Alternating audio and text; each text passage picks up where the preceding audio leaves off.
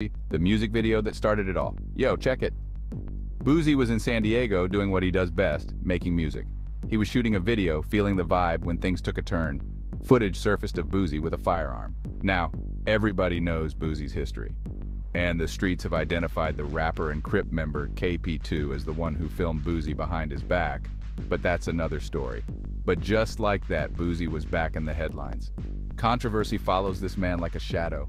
It's like every time he tries to move forward, something pulls him back. This time it was a music video. Now, I'm not saying Boosie's an angel. We all know he's had his run-ins with the law, but this time felt different. Something about the way the feds swooped in, the charges, it all seemed extra, like they were making an example out of him. Boosie's lawyer called it a witch hunt. And you know what? I'm starting to think she might be right. The streets were talking. Everybody was wondering, why Boosie again? I'm getting targeted, bro. My license plate is white. I'm targeted. Highway 138, 1509. 1609, covering living room motion. From social media to federal investigation, the internet can be a beautiful thing. It connects us, gives us a voice. But it can also be a weapon. And in Boosie's case, it was a weapon turned against him. The music video footage spread like wildfire on social media. It was everywhere. Instagram, Twitter, Facebook, you couldn't escape it. And you know what happens when something goes viral? The authorities take notice. The feds, they saw an opportunity. Here was Boosie, a high-profile rapper, caught on camera with a gun. It was their chance to make a statement, to send a message. Now, I'm not saying Boosie's always been squeaky clean. We all know he's had his troubles. But the way they came after him this time, it felt personal. Like they were waiting for him to slip up. And they pounced on that video like a pack of wolves. The streets were talking. People were saying Boosie was being made an example of, that they were trying to silence him. And honestly, I couldn't help but wonder if they were right. Bad days, bro, that's all you got, bro. Because the money make the problems come. So bad days, bro, you know, I spend money and treat myself. I ain't gonna lie, bro, like I separate from everybody. Facing federal charges is no joke. It's a whole different ballgame from state charges. The feds have more resources, more power, and they don't play around. Boosie knew what was at stake: his freedom, his family, his career. He pleaded for understanding, for fairness. He maintained his innocence, insisting that he was being targeted. The support for Boosie was overwhelming. They saw this as another attempt to bring down a successful black man, a voice for the voiceless. The situation was tense, and the outcome uncertain. One thing was clear: Boosie was in the fight of his life. We don't tear that up. They gonna have to I swear to God, because I'm tired, bro. I work hard every day. Every day I'm getting pulled over my people. Legal tug-of-war, state charges dropped. Federal charges loom. The courtroom became a battleground. On one side, you had the state prosecutors, presenting their case against Boosie. They argued that the music video footage was enough to prove he possessed a firearm illegally. They wanted him locked up, made an example of. But then, a twist. In a surprising turn of events, the state charges were dropped. I'm emotional. I'm just glad that it's over, thank God, thank my attorneys. Just like that, the pressure seemed to lift. Boosie and his legal team, they were relieved. But their victory was short-lived. The feds were waiting in the wings. See, they'd been building their own case against Boosie. They weren't going to let him off the hook so easily. They hit him with federal gun charges, which carried even more serious consequences. It was a blow, man. Just when it seemed like Boosie was catching a break, the feds pulled him back into the legal whirlwind. The streets were watching, waiting to see what would happen next. Boosie, though shaken, remained defiant. He knew he had a long fight ahead of him. He was ready to battle for his freedom. Keep making them mad, keep making a lot of money, and we gonna stay up. Love you, firstborn. The time out to say happy Father's Day to my daddy, nigga. A glimmer of hope, Supreme Court ruling favors Boosie. Man, legal battles can feel like they last forever. But sometimes, just when you're about to lose hope, something shifts. In Boosie's case, that shift came from an unexpected place, the Supreme Court. See, the highest court in the land made a ruling. They said that just because someone had a gun in their car, it didn't automatically mean they were breaking the law. They needed more evidence to prove the person wasn't allowed to have that gun. This ruling trickled down to Boosie's case. The Ninth Circuit, they looked at Boosie's case again. And guess what? They decided to dismiss his federal gun charge. It was a huge win for Boosie and his team. Finally, a glimmer of hope. The streets were buzzing, man.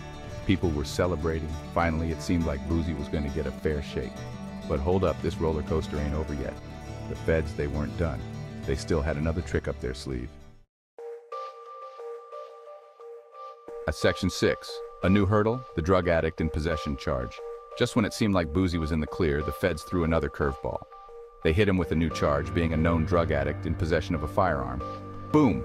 Just like that, the celebration was cut short. Now, I'm not here to judge anyone's past, but this new charge, it brought up a lot of baggage. The feds were basically saying that because of Boosie's history with drugs, he shouldn't be allowed to have a gun.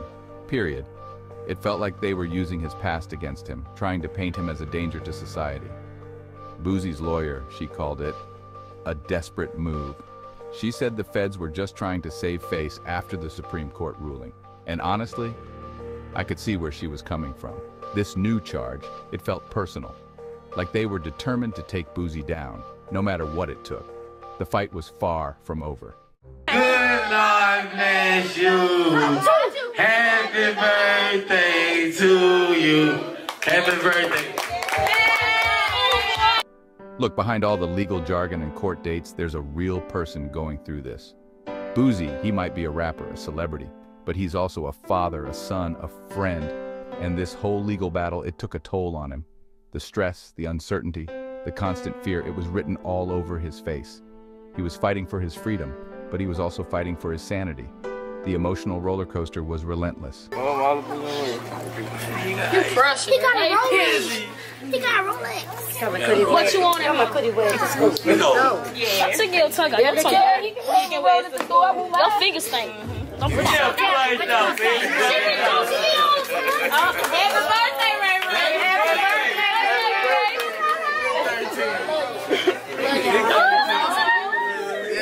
He kept pushing forward, drawing strength from his family, his fans, and his faith. He knew he couldn't give up. Not now. He had too much to lose.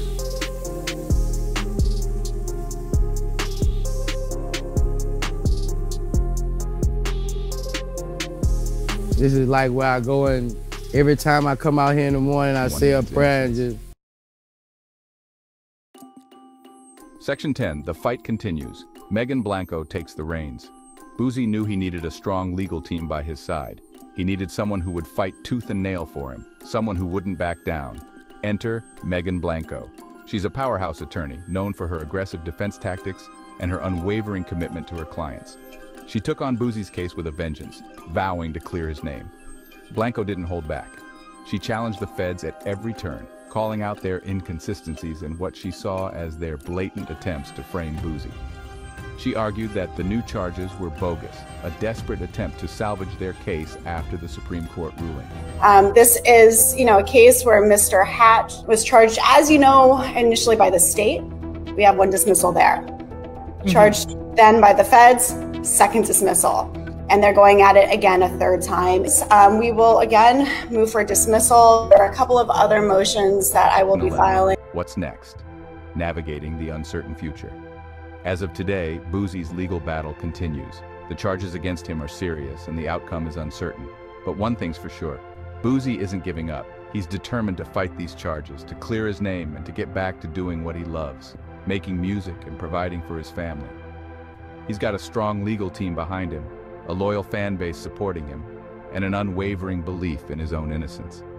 But the road ahead is long and arduous. The legal system is complex and the outcome of any case is never guaranteed. But one thing remains clear.